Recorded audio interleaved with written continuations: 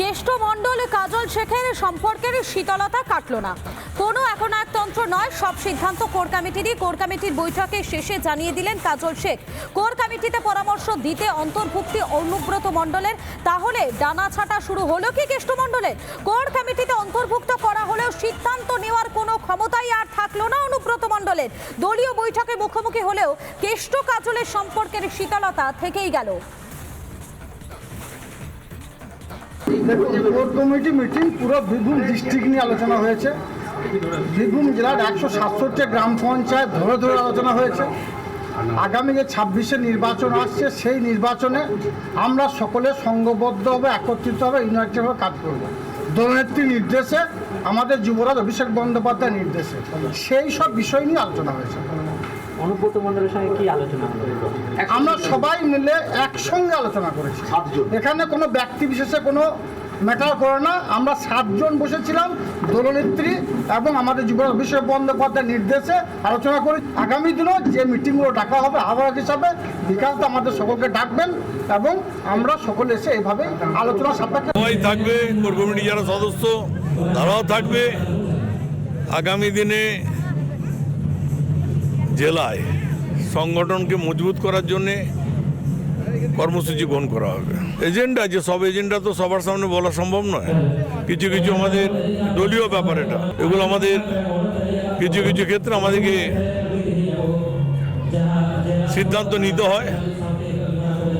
আমরা কতটা শক্তিশালী আছি, কতটা কোন জায়গায় দুর্বল আছে, সেসব ব্যাপার আলোচনা হবে। আমরা পুজো টুজো গেল প্রায় মাসাদিকাল, যার জন্যে উৎসবের মধ্যে ছিলাম। উৎসব শেষ হয়েছে, এবার আবার সংগঠনে ঝাঁপিয়ে পড়ছি আমরা।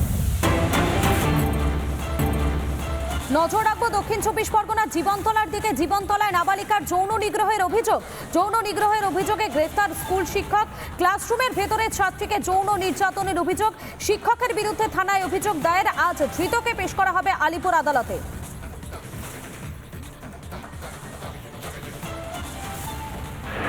নদিয়ার ভারত বাংলাদেশ সীমান্তের কৃষ্ণগঞ্জ, আর সেই কৃষ্ণগঞ্জে নিজ ভূমি নিজ গৃহ প্রকল্পের যে জায়গা, সে জায়গা কিন্তু পেয়েছে গোপাল দাস।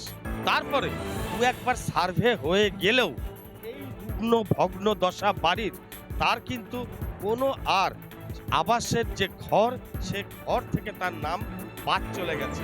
আর এই নিয়েই কৃষ্ণগঞ্জে শুরু হয়েছে রাজনৈতিক তরজা। তার কারণ পঞ্চায়েত বিজেপির, পঞ্চায়েত সমিতি শাসক দলের। কোন অজানা কারণে এই গোপাল বাবুর নাম বাদ চলে গেছে, সেটা নিয়ে কিন্তু উঠছে মেলা প্রশ্ন। গোটা রাজ্যের মতো এই নদিয়ার ভারত বাংলাদেশের সীমান্তবর্তী গ্রাম এই কৃষ্ণগঞ্জেও কিন্তু আবাস দুর্নীতি আবারও চোখে আঙুল দিয়ে দেখিয়ে দিল। ভিডিও জার্নালিস্ট অঞ্জন শুক্লের সঙ্গে পলাশকান্তি মণ্ডল, রিপাবলিক বাংলা। নানা ধরনের কন্টেন্ট দেখার জন্য লাইক করুন, শেয়ার করুন আমাদের ফেসবুক পেজ, সাবস্ক্রাইব করুন আমাদের ইউটিউব চ্যানেল। পাশাপাশি অন্যান্য ব্রেকিং নিউজের জন্য অবশ্যই চোখ রাখুন রিপাবলিক বাংলায়।